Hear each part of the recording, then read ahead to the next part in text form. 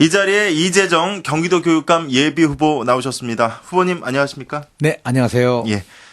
먼저 경기도민과 경기방송 청취자 여러분께 인사 말씀 부탁드리겠습니다. 네, 이번에 제가 경기도 교육감 선거에 예비 후보로 등록한 이재정입니다. 제가 경기방송에 처음입니다. 정말 한편으로는 아주 긴장도 되고요. 한편으로는 여러분들을 이렇게 방송으로 만나게 된 것이 무척 반갑고 기쁩니다. 예. 여러분 모두 행복하세요. 당초 서울시 교육감으로 거론이 되신 적이 있죠. 그런데 이제 경기도 교육감으로 출마하시게 됐는데 그동안은 좀 많은 과정과 또 경기도 교육감 이 출마를 결심하시게 된 계기가 있으실 것 같아요.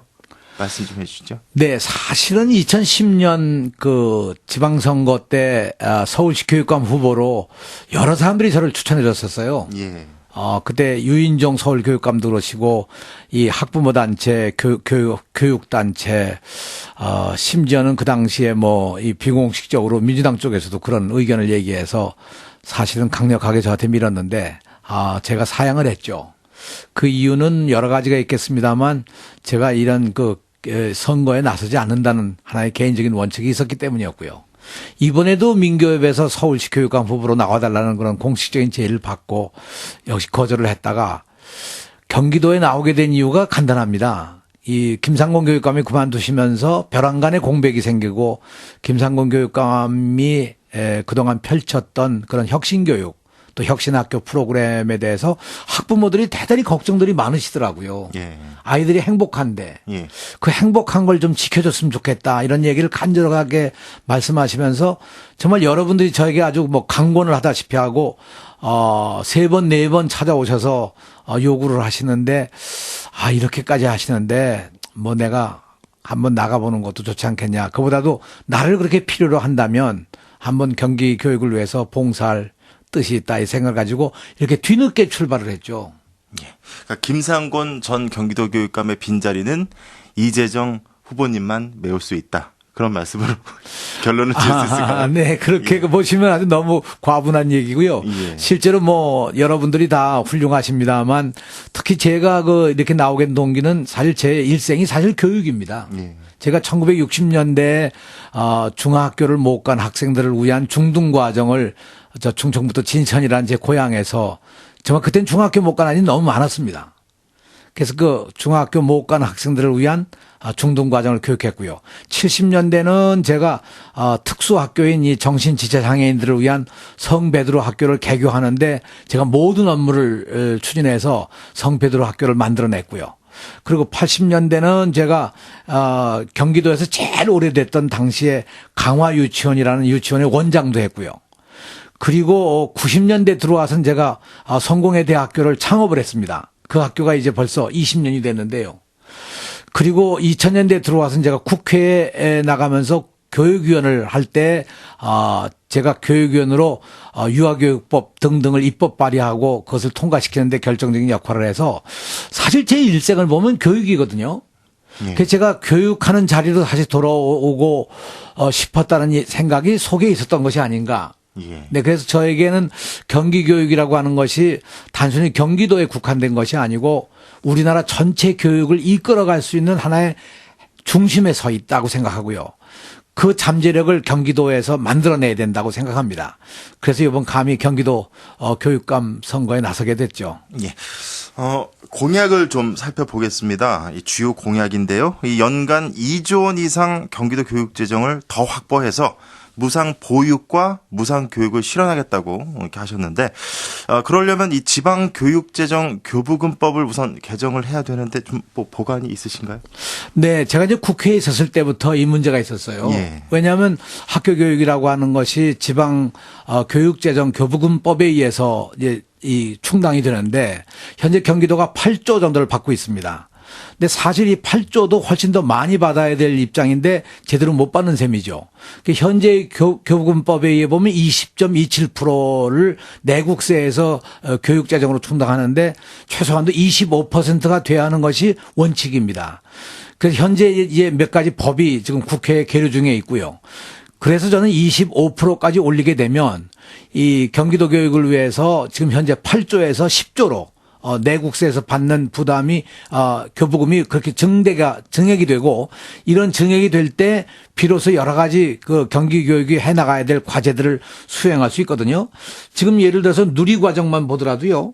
올해 9,233억 원을 부담을 했는데 내년의 경우는 1조 2,200억을 부담해야 됩니다. 이 막대한 돈을 부담하는 것이 경기교육에 지금 재원이 없습니다. 예.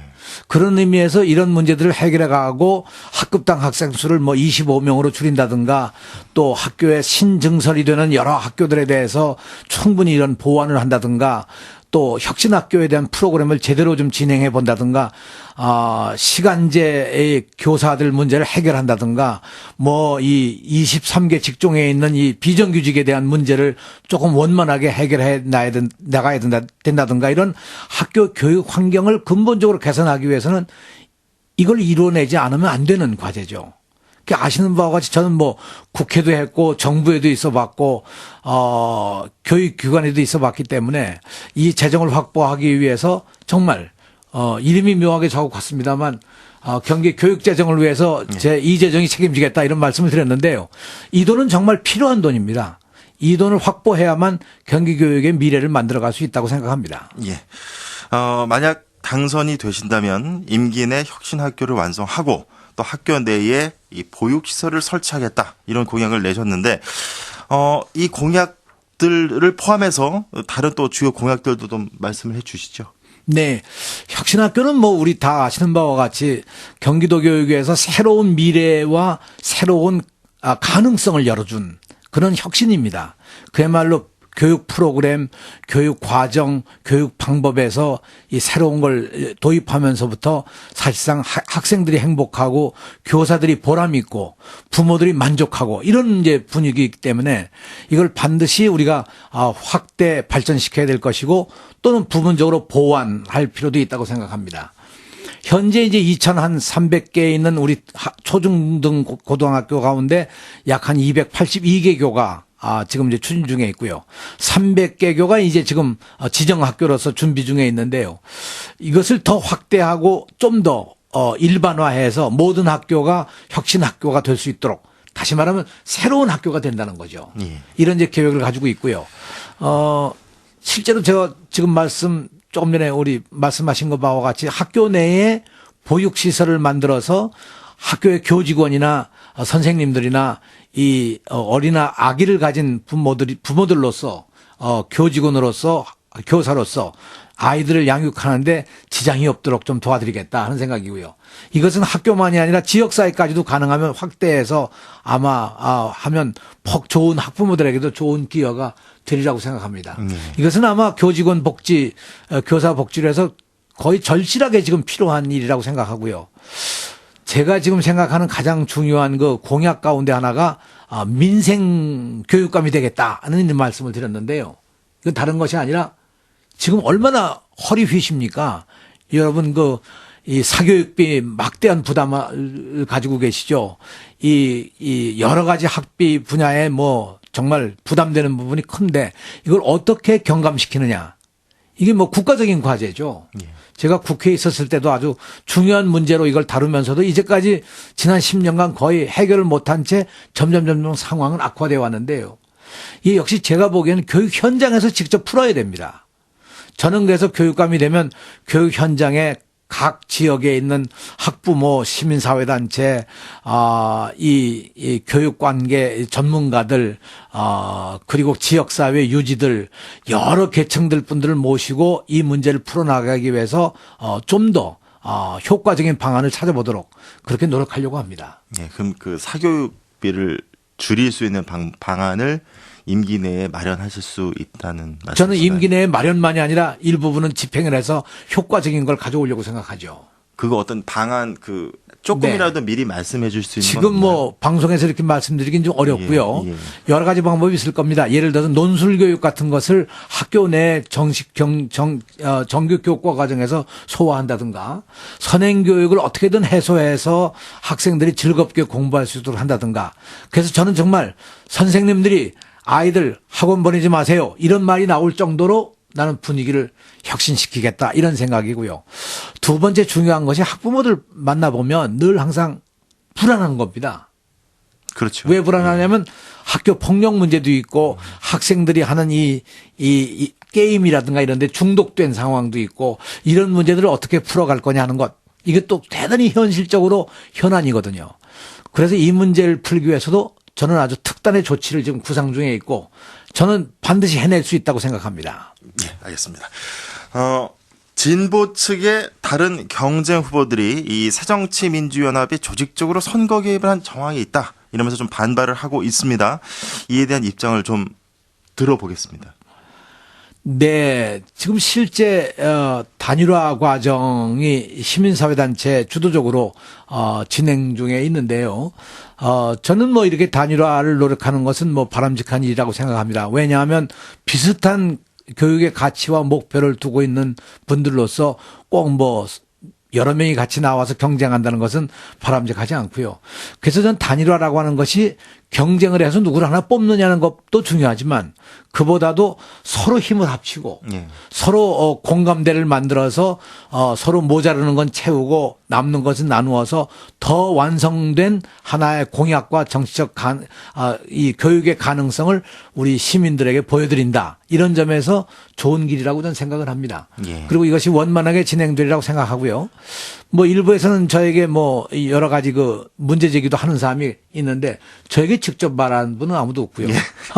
간접적으로 보도를 보면 그렇게 나오는데 이제 제가 과거 새천년 민주당 창당을 2000년에 하지 않았습니까? 그리고 민주평화통일자문회의 수석 부의장도 했고 통일부 장관도 하면서 이런저런 인연으로 알게 된 분들이 많이 정당권에 있어서 그것은 여야를 막론하고 다 있어서 제가 인사차 이제 정말 놀랍게도 제가 벼랑간에 나와서 상당히 그 당황하시는 분들도 계셔서 인사차 만나서 이야기한 것 뿐이지 무슨 이런 그 경선에 관한 무슨 뭐 불공정을 일으키거나 그런 건 전혀 없었다는 점을 아주 제가 분명히 말씀을 드립니다. 알겠습니다. 참여정부 이 통일부 장관 시절에 예비후의 NLL 발언을 놓고 이 보수정의 조전혁 후보가 말 바꾸기를 하고 있는 것 아니냐 이런 지적을 했습니다. 또 다른 후보들은 조전혁 후보까지 포함해서 정치인 출신의 이 경기도 교육감 출마는 반대한다 이렇게 또 밝히고 있는데 이에 대해서는 어떻게 생각을 하십니까? 대통령 그 정상회담 대화록 문제와 NLL 문제는 이미 끝난 얘기 아닌가요? 벌써 그건 뭐 대화록도 다 밝혀지고 전문이 그리고 NLL 문제 뭐 나올 만큼 다 나와서 무엇이 진실이고 무엇이 거짓인지 이미 밝혀졌고요. 저에 대해서 아무런 무슨 뭐 누가 어떤 문제 제기한 사람도 그동안에 없었고 실제로 제가 얘기하는 것은 이제까지 지금도 저는 제가 말씀드린 것이 옳다고 생각합니다. 이 NLL 문제를 정상회담에서 의제로 다룬 바가 없고요. NLL 문제에 대해서 하나도 변경을 한다든가 수정한다는 것을 논의한 바도 없었고 다만 서해 평화협력 특별지대라는 걸 논의하면서 NLL이 거론됐을 뿐이지 NLL이 직접 무슨 뭐 논의된 바도 없을 뿐만 아니라 실제로 그 후에 NLL이 뭐 단 한치도 변화가 없지 않습니까? 북쪽에서 변화를 가져와야 된다 이런 요구한 바도 없는 거고요. 그래서 이 문제는 정말 이렇게 지금 얘기하시면 이건 인신공격에 지나지 않죠. 네, 그래서 저는 교육감을 뽑는 선거에서 이런 얘기를 함으로써 오히려 교육의 품위를 떨어뜨리는 일은 없었으면 좋겠다고 생각하고 앞으로는 좀 이런 거 가급적이면 그냥 지나갔으면 좋겠다고 생각합니다. 또 이런 문제가 정이 있다면 그건 정치권이 논의할 일이지 교육계가 논의할 과제는 아니라고 생각합니다. 예, 이 정치인 출신의 경기도 교육감 출마를 반대한다는 의견에 대해서는 어떻게 생각하십니까? 저는 정무직으로 뽑는 민선의 이 교육감 이제 금년이 세 번째 선출하는 거 아니겠습니까? 저는 이 정무직이라는 것이 일정한 정도 정치적 역량과 정치적인 활동을 해야 된다는 뜻이라고 생각합니다. 아까 처음에도 말씀드렸습니다만 교육재정 확보하려면 국회도 움직여야죠. 정부도 움직여야죠. 실제로 이런 정치적 감각과 정치적인 노력이 없이는 이런 문제 해결을 못 합니다. 이제 그런 의미에서 우리가 흔히 정치라고 하는 것을 정치인 또는 정치권으로 보는데 정치라고 하는 것은 서로 다른 의견들을 조정해서 어떤 하나의 그 새로운 안으로 만들거나 어떤 타협을 해서 조정해서 하나의 안으로 가는 거기 때문에 실제로 교육감의 행위는 정치적 행위라고 저는 생각합니다. 그런 의미에서 저는 이 정치적 행위라는 것과 정치 행위는 구별해야 된다고 생각해요. 과거에 제가 정치인으로 있었다고 해서 그걸 가지고 문제 삼는 건 오히려 잘못이고 제가 오히려 정치권에서 얻은 여러 가지 경륜들이 경기 교육을 위해서는 굉장한 보탬이 되고 기여가 될 것이라고 저는 확신합니다. 알겠습니다. 이제 이 단일화 관문을 뚫는 게 중요한 첫 과제가 될 것 같습니다. 이 단일화된 이후에도 또 이 보수정 단일 후보와 이 경쟁을 해야 할 텐데요. 이 두 개의 관문을 뚫을 만한 이 후보님의 차별에 대한 전략이 있으신지 궁금합니다. 저는 뭐 전략은 없고요. 예. 제가 내건 여러 가지 공약이나 제가 살아온 길, 교육자로서 보여준 여러 가지 성공 사례, 특히 성공의 대학교를 새로운 대학으로 만들어 간 것, 또 제가 과거에 중학교를 가지 못한 학생들을 위한 중등과정을 교육한 것, 교육인으로서 국회에서 여러 가지 활동한 것을 참조해 보신다면 현명하신 분들은 아마 저를 선택해 주시지 않을까 이렇게 생각하고 전적으로 그건 시민 여러분들의 하나의 결단에 달려 있다고 생각합니다. 역시 본선도 마찬가지죠. 경기 교육을 앞으로 어떤 교육을 희망하시는가에 따라서 여러분들이 정말 현명한 판단을 하시기를 바라고요. 저는 제가 있는 그대로를 여러분에게 진실하게 보여드리고자 앞으로도 노력을 할 것입니다. 예, 참 시간이 어떻게 흘러가는지 모를 정도로 참 말씀을 참 잘하십니다. 네, 고맙습니다. 마무리 인사 말씀 부탁드리겠습니다. 네, 제가 정말 내걸기를 민생 교육감, 교권 교육감, 혁신 교육감이 되겠다 이렇게 말씀을 드렸는데요. 이 세 가지가 가장 중요한 현실적 화두라고 생각합니다. 경기교육은 단순히 경기도에 있는 학교만이 아니고 경기교육이 바뀌고 경기교육이 새로운 방향을 만들어가면서 정말 대한민국 교육을 변화시키고 발전시킬 수 있다고 보고 경기교육이야말로 대한민국 교육을 리드해가는 그 한가운데 있기 때문에 경기교육감이 가장 중요한 역할이라고 생각을 합니다. 여러분 아무쪼록 저를 선출해 주시면 성심껏 정말 제 혼신의 힘을 다해서 경기교육의 앞날을 밝혀나가고 대한민국 교육을 이끌어가도록 하겠습니다. 예. 지금까지 이재정 경기도 교육감 예비 후보와 말씀 나눠봤습니다. 후보님 오늘 말씀 감사합니다. 네, 고맙습니다.